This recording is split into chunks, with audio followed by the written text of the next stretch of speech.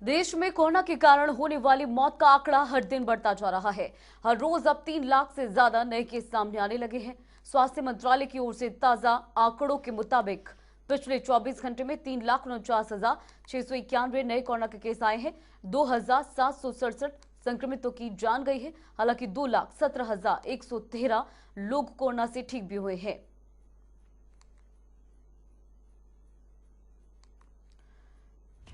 हाहाकार, कुछ तो करो सरकार। लगातार आंकड़े बढ़ रहे हैं। कोरोना से 2,767 लोगों की जान जा चुकी है। कोरोना से 2,17,113 लोग ऐसे हैं जो मात देकर रिकवर हो गए हैं। कुल मामलों की अगर बात करें तो 1,69,60,000 से ज्यादा यह आंकड़ा पहुंच चुका है। डिस्चार्ज लोगों की बात करें तो 1,40,85,000 से ज्यादा यह आंकड़ा पहुंच चुका है। वहीं एक्टिव केस 26,82,000 के ऊपर पहुंच गए हैं। कुल मौत का आंकड़ा 1,92,311 हो चुका है। हरियाणा में कोरोना के नए मामलों में शुक्रवार के मुकाबले शनिवार को थोड़ी गिरावट दर्ज की गई। शनिवार को 10,491 कोरोना के नए मरीज मिले। 60 संक्रमितों की मौत हुई। गुरुग्राम में नए मामलों में सारे रिकॉर्ड तोड़ रहा है। जीटी रोड बेल्ट और एनसीआर में मामले बढ़ने के साथ साथ मौतें भी ज्यादा हो रही हैं। अभी प्रदेश भर में कोरोना के 69,384 एक्टिव मरीज सामने आए हैं। कोरोना को लेकर हरियाणा सरकार अलर्ट नजर आ रही है। सरकार ने अतिरिक्त दिशा निर्देश भी जारी किए हैं। गुरुग्राम और फरीदाबाद में सख्ती के निर्देश जारी किए गए हैं। सोनीपत, हिसार, करनाल, पंचकुला में सख्ती के निर्देश हैं। तो वहीं धारा 144 लागू करने पर उपायुक्त अपने लेवल पर विचार करेंगे। वहीं प्राइवेट ऑफिसेज में वर्क फ्रॉम होम का ऑप्शन रखा गया है।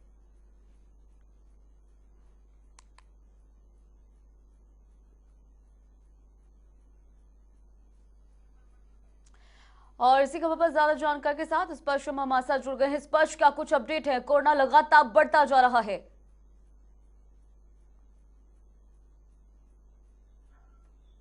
बिल्कुल, कोरोना के मामले जो है लगातार जो है देश और इसी कारण जो है दिल्ली की अगर बात की जाए तो है बढ़ा दिया गया है। अगले हफ्ते तक जो है सोमवार 5 बजे तक लॉकडाउन नजर आएगा। दिल्ली के अगर पिछले 24 घंटे की बात करते हैं तो जो पॉजिटिविटी रेट है वो दिल्ली में लगातार जो है बढ़ती हुई जो है नजर आ रही थी। 32% के आसपास जो दिल्ली में पॉजिटिविटी रेट है वो लगातार जो है देखने को मिल रही थी। और इसी के चलते जो ये फैसला लिया गया है कि दिल्ली सरकार जो है अब लॉकडाउन को बढ़ाती हुई नजर आएगी, ताकि दो चीजों पर जो है कहीं ना कहीं नजर रखी जा सके। पहली कि जो कोरोना संक्रमण की चैन है उसको जो है तोड़ा जा सके। उसके साथ साथ जो दिल्ली में स्वास्थ्य व्यवस्थाएं हैं उन स्वास्थ्य व्यवस्थाओं को किस तरीके से जो है ठीक किया जा सकता है, उसको लेकर जो है ये फैसला जो है दिल्ली सरकार ने फिलहाल लिया है। बिल्कुल स्पष्ट। हालांकि दूसरा हफ्ता है जब लॉकडाउन की अवधि बढ़ाई गई है, ऐसे में अस्पतालों में किस तरीके की व्यवस्था है वो जरूर है जानना।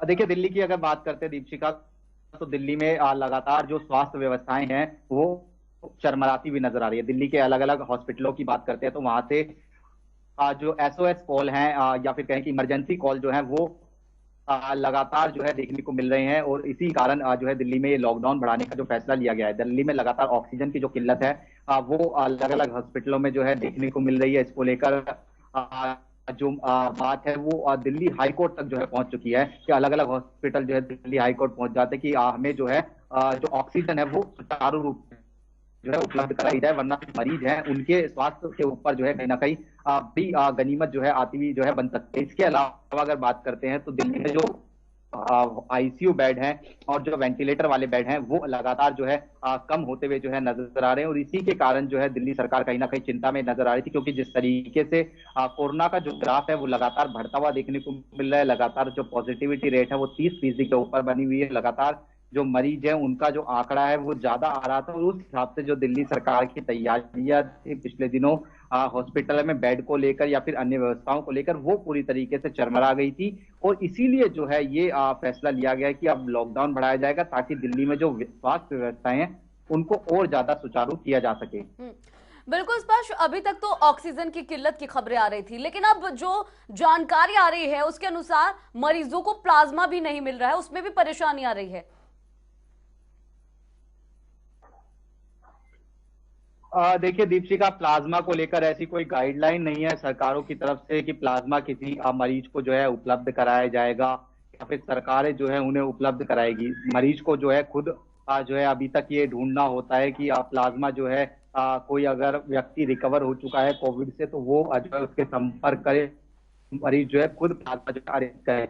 हालांकि इसको लेकर दिल्ली सरकार ने पिछले साल की अगर बात की तो ये जरूर कहा था कि प्लाज्मा जो बैंक है वो बनाने की तैयारी जो है की जाएगी, लेकिन लोग जो है ज्यादातर आगे नहीं आ रहे हैं प्लाज्मा डोनेट करने के लिए। लोगों में डर है कि अगर प्लाज्मा डोनेट किया जाएगा तो जो उनका इम्यूनिटी लेवल है वो कहीं ना कहीं अगर गिर जाता है और उनको अगर स्वास्थ्य सेवाओं की जरूरत पड़ेगी तो हालात जो है दिल्ली एनसीआर में जो है खराब कहीं ना कहीं देखने को मिल रहे हैं।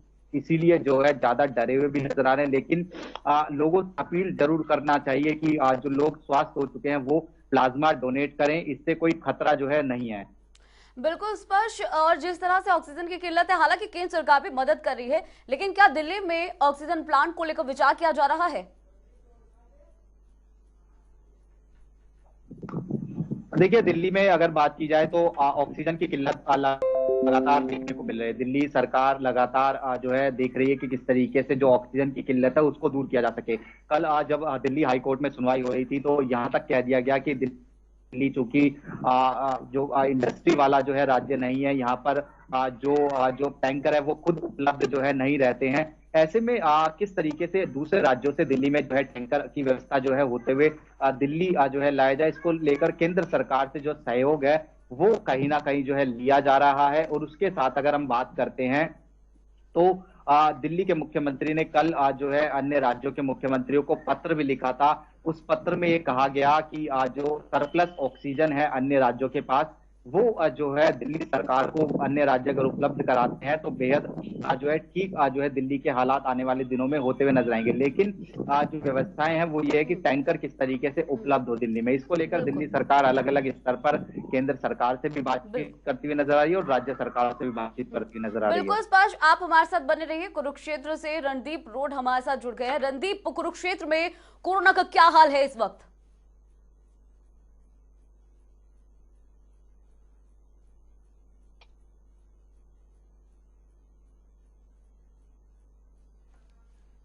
रणदीप, कोरोना का क्या हाल है कुरुक्षेत्र में इस वक्त?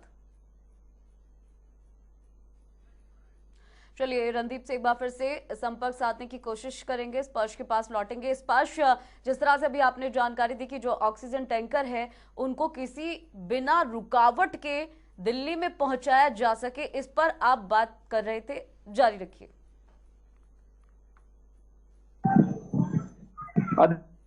देखिए, हम दिल्ली में ऑक्सीजन है वो जो है क्राइसिस कहीं ना कहीं देखने को मिल रहा है। दिल्ली के ज्यादातर प्राइवेट हॉस्पिटलों की बात करें या फिर सरकारी अस्पतालों की बात करते हैं तो वहां पर ऑक्सीजन क्राइसिस देखने को मिल रहा था। इसको लेकर दिल्ली के मुख्यमंत्री ने अब से कुछ ही देर पहले जो प्रेस कॉन्फ्रेंस हुई थी उसमें जानकारी दी कि अन्य राज्यों को हमने पत्र लिखा है और उसके साथ साथ अब एक पोर्टल बनाया गया है जहां पर हर 2 घंटे में जो निगरानी है वो जो है रखी जा रही है। और वो निगरानी इस तरीके से रखी जा रही है कि हर 2 घंटे में हॉस्पिटल जो है अपनी अपडेट उस पोर्टल पर जो है देते हुए नजर आएंगे कि जो हॉस्पिटल है वहां पर पर्टिकुलर इस तरीके की जो कमी है वो जो है देखने को मिल रही है। ऐसे में अब दिल्ली सरकार जो है कहीं ना कहीं जागती हुई नजर आई है और दिल्ली सरकार के जो प्रशासनिक अधिकारी हैं उनके साथ जो है बैठकर अन्य राज्यों से किस तरीके से दिल्ली में ऑक्सीजन जो है लाई जा सकती है और जो प्लांट है ऑक्सीजन के उन प्लांटों से किस तरीके से बिना जो विभिन्न जो विघ्न उत्पन्न होते हुए दिल्ली के अलग अलग अस्पतालों में ऑक्सीजन पहुंचाई जा सके, इसको लेकर लगातार कार्य कर रही है। बिल्कुल स्पष्ट। आप हमारे साथ बने रहिए। कुरुक्षेत्र से रणदीप हमारे साथ जुड़ गए हैं। रणदीप, कुरुक्षेत्र में कोरोना का क्या हाल है इस वक्त? देखिए, कुरुक्षेत्र में लगातार जो है मामले बढ़ रहे हैं। अभी जो शनिवार को जो आंकड़े आए हैं 200 पॉजिटिव मामले सामने आए और इसके साथ ही 2158 जो है एक्टिव मामले कुरुक्षेत्र में अभी तक हैं और कल भी 2 लोगों की कोरोना से मौत हुई है। तो लगातार यहाँ मामलों में इजाफा हो रहा है, लेकिन स्वास्थ्य विभाग इस तरह से निगरानी रखे हुए है। 14 अस्पतालों में करीब 500 बेड की व्यवस्था की गई है जिसमें हेल्थ से निपटने के लिए। फिलहाल ये कह सकते हैं कि मामले बढ़ रहे में है।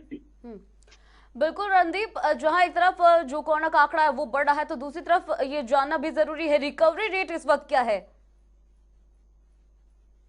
देखिए, कुरुक्षेत्र के अंदर रिकवरी रेट की जो बात है वो कल भी 186 लोगों को अस्पताल से छुट्टी मिली है, लेकिन रिपोर्ट आ गई क्योंकि वो अस्पताल में भर्ती थी। लगातार यहाँ से 100-150 लोगों की छुट्टी हो गई है। अच्छी रिकवरी रेट यहाँ पर कहा जा सकता है। और सरकार के प्रशासन ने जैसे जो दवाइयों की कालाबाजारी इस तरह के मामले को देखते हुए सदस्य कमेटी गठित की है, सरकार लोगों को शामिल न हो। तो एक तरह से ये कहा जा सकता है कि प्रशासन और सरकार की जो चीजें हैं वो टिकी हुई है। बिल्कुल रणदीप, और ये भी जानना जरूरी है कि अस्पतालों में फिलहाल तैयारियां किस तरीके की है कोरोना से निपटने के लिए। दीपिका, कुरुक्षेत्र के अंदर सरकारी अस्पतालों के अलावा 14 बड़े जो प्राइवेट अस्पताल हैं पूरे जिले की अगर मैं बात करूं, उनको तैयार रखा गया है। करीब 500 बेड की वहां पर व्यवस्था की गई है, वेंटिलेटर की व्यवस्था की गई है, ऑक्सीजन की व्यवस्था की गई है। तो इस तरह की व्यवस्था यहाँ से एक तरह से तैयारी एक तरह से की गई है। किसी तरह की जो इस तरह से आपात स्थिति से निपटने के लिए अगर भरमार होती है और ज्यादा कोरोना पॉजिटिव लोगों की, लेकिन फिलहाल जो स्थिति है वो कंट्रोल में है। और कल का जो आंकड़ा है वो 275 का आंकड़ा है। 188 लोगों को अस्पताल से छुट्टी भी मिली है। जी बिल्कुल रणदीप, आप हमारे साथ बने रहिए। दिल्ली का रुख करते हैं। स्पर्श में हमारे साथ लगातार बने हुए हैं। स्पर्श, अगर रिकवरी रेट की बात की जाए तो दिल्ली में रिकवरी रेट फिलहाल क्या है, क्योंकि आंकड़े तो बहुत ऊपर जा रहे हैं। देखिए, दिल्ली में अगर बात करें तो पॉजिटिविटी रेट जो है 32% से ऊपर बना हुआ है। रिकवरी रेट से ज्यादा पॉजिटिविटी रेट पर ध्यान देना चाहिए, क्योंकि पॉजिटिविटी रेट ये बताता है कि किस तरीके से आंकड़ों का जो ग्राफ है वो दिल्ली में लगातार ऊपर जाता हुआ नजर आ रहा है। पिछले अगर 24 घंटे की बात करें या फिर पिछले अगर कई दिनों की बात करें तो दिल्ली सरकार लगातार ये कह रही थी कि 80,000 से ज्यादा जो टेस्ट हैं वो हम जो है लगातार करते हुए नजर आएंगे। लेकिन हो क्या रहा है कि दिल्ली में अब 70,000 के आसपास, 75,000 के आसपास जो टेस्ट हैं वो लगातार जो है देखने को मिल रहे हैं। कल दिल्ली में 24,000 से ऊपर जो मामले हैं वो निकलकर सामने आए थे और 22,000 के आसपास जो मरीज हैं वो रिकवर होते हुए नजर आए थे।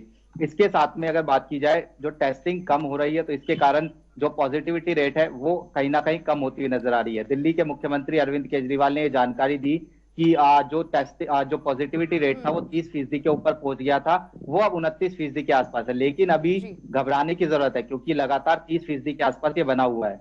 बिल्कुल स्पर्श, फिलहाल बहुत बहुत शुक्रिया हमारे साथ जुड़ने के लिए, इस तमाम जानकारी को साझा करने के लिए। बल्लभगढ़ से अमित भी हमारे साथ जुड़ गए हैं, हमारे संवाददाता, ज्यादा जानकारी के साथ कोरोना को लेकर। अमित, फिलहाल बल्लभगढ़ में क्या स्थिति है कोरोना की? देखिए, बढ़ते संक्रमण को देखते हुए अगर जिला प्रशासन की बात करें तो लगातार दावे कर रहा है कि अस्पतालों में बेड की कोई कमी नहीं है। उन्होंने पूरी तरीके से अपनी कमर कस ली है। ऑक्सीजन की सप्लाई पूर्ण रूप से हो रही है अस्पतालों में। लेकिन कल ही 24 नोडल अधिकारी भी नियुक्त कर दिए गए हैं। लेकिन अगर हकीकत देखें जमीनी स्तर पर तो ऐसा कुछ भी नजर नहीं आ रहा। कल 4 मरीजों की अस्पताल में हमारे सामने मृत्यु हुई। अगर बात करें, कल टोटल 1530 केस आए, जिसमें से 934 होकर घर चले गए और 10 मरीजों की मृत्यु हो गई। मुख्यमंत्री का शाम को होते होते ध्यान आया कि लॉकडाउन नहीं लगेगा, लेकिन आज जब जमीनी स्तर पर देखा गया बाजार में जाकर तो वहां सीधे सीधे मांग थी व्यापारियों की, भाई ये लॉकडाउन लगना चाहिए। आज दिल्ली ने भी अपना लॉकडाउन को बढ़ा दिया है। जी बिल्कुल बिल्कुल अमित, फिलहाल जिस तरह से गवर्नमेंट बाबा कह रही है कि तमाम तैयारियां हैं, लेकिन जिस तरह से अभी आप जानकारी दे रहे हैं ग्राउंड जीरो पर बिल्कुल व्यवस्थाएं इसके उलट है। फिलहाल वैक्सीनेशन की प्रक्रिया किस तरीके से आगे बढ़ रही है? जी, अगर वैक्सीनेशन की बात करें तो अभी आने वाली 1 तारीख से 18 साल की उम्र के लोगों को वैक्सीनेशन लगाई जाएगी, जिसका 28 तारीख से रजिस्ट्रेशन शुरू हो जाएगा। लेकिन अगर हेलो जी अमित, लेकिन बाजार में अगर अभी भी मरीज के लिए स्पेशल इंजेक्शन की मांग लगातार बनी हुई है। बाजार से इंजेक्शन दवाइयां गायब है। जी चलिए अमित, हमारे साथ बने रहिए। हम रणदीप रोड का रुख करते हैं, जो कि कुरुक्षेत्र से हमारे साथ लगातार बने हुए हैं। रणदीप, हालांकि प्रशासन लगातार कह रहा है कि तैयारियां युद्ध स्तर पर पूरी हैं, लेकिन कई जगह ऐसी हैं जहां इंजेक्शन की कमी है, बेड्स की कमी है। क्या कुरुक्षेत्र में ऐसा कोई मामला देखने को मिला? यहाँ पर इस तरह का कोई मामला फिलहाल देखने को नहीं मिला है, क्योंकि कुरुक्षेत्र के नजदीक जो है बड़े अस्पताल हैं, पीजीआई है, वहाँ लोग इस तरह के क्रिटिकल होने दिया जाता है। कुरुक्षेत्र के अंदर एहतियातन प्रशासन ने, जिला उपायुक्त ने 3 सदस्यीय कमेटी गठित की है सड़क की कालाबाजारी पर नजर रखने के लिए, लेकिन फिलहाल ऐसा मामला सामने नहीं आया है, ऐसा नहीं आया है तो इस तरह की परेशानी आई हो। लेकिन यह है कि मामले लगातार बढ़ रहे हैं, सजन और लोगों को बचने की जरूरत है। जी बिल्कुल रणदीप, भविष्य के हमारे साथ जुड़ने के लिए अमित का रुख करते हैं। अमित बल्लभगढ़ से हमारे साथ लगातार बने हुए हैं। अमित, जिस तरह से भी आपने बताया कि कई जगह पर जो है दवाइयों की कमी देखी गई है, इंजेक्शन की कमी देखी गई है, फिलहाल जो आंकड़े हैं बल्लभगढ़ में कोरोना की, उसको लेकर क्या अपडेट है? देखिए, हेलो जी अमित। हाँ, अगर कल की बात करें तो कल सरकारी विभाग से जो आंकड़े जारी किए गए हैं, 1530 कल मरीज कोरोना संक्रमित पाए गए, जिसमें से 934 ठीक होकर अपने घर चले गए और 10 मरीजों की मृत्यु हो गई। तो यह आंकड़ा लगातार बढ़ता जा रहा है। जी बिल्कुल अमित, वैक्सीनेशन प्रक्रिया को लेकर कोई जानकारी है, अपडेट है आपके पास? किस तरह से आगे बढ़ाया जा रहा है इसे? अभी फिलहाल वैक्सीनेशन 1 तारीख के लिए रोक दी गई है। उम्र से ज्यादा लोगों को वैक्सीनेशन लगाई जाएगी, जिसके लिए 28 तारीख से रजिस्ट्रेशन शुरू हो जाएगा। अमित, अभी आपने एक जानकारी दी कि जो अस्पताल है वहां 4 लोगों ने दम तोड़ा, जो अव्यवस्थाएं हैं उसकी वजह से। तो जो अस्पताल प्रशासन है उसकी तरफ से क्या कुछ कहा गया इस लापरवाही के चलते? जी, जब इस मामले में प्रशासन से पता किया गया तो उनका कहना था कि हमारे यहाँ से कोई लापरवाही नहीं थी, लेकिन जब मरीज के परिजनों से बात की गई तो उन्हें सीधे प्रशासन के ऊपर आरोप लगा कि यहाँ कोई व्यवस्था नहीं थी। वो पूरी रात भर अपने मरीज के साथ एक अस्पताल से दूसरे अस्पताल भटकते रहे। पहले वो प्राइवेट नर्सिंग होम अस्पताल, अगर शहर की बात करें, बड़े बड़े अस्पतालों में घूमते रहे, लेकिन किसी भी अस्पताल में बेड मौजूद नहीं था। अगर जहाँ बेड था तो वहाँ दूसरी व्यवस्था नहीं थी, जैसे ऑक्सीजन या वेंटिलेटर। लास्ट में परेशान होकर उन्होंने गवर्नमेंट हॉस्पिटल की तरफ रुख करा, लेकिन वहां भी उन्हें मायूसी हाथ लगी। 3 घंटे वेट करने के बाद उन्हें वहां से नकार दिया गया। उन्हें कहा गया कि भाई अभी यहाँ पर जगह नहीं है खाली। एट लास्ट उनके परिजन की मृत्यु हो गई। जी अमित, बहुत बहुत शुक्रिया तमाम जानकारी को साझा करने के लिए।